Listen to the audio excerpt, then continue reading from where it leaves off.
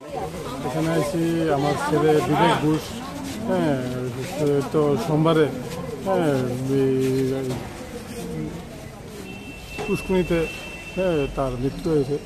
হ্যাঁ, আমরা চাই এটা সুস্থ বিচার লেগে আমরা এটা সবাই মিলে আইছি।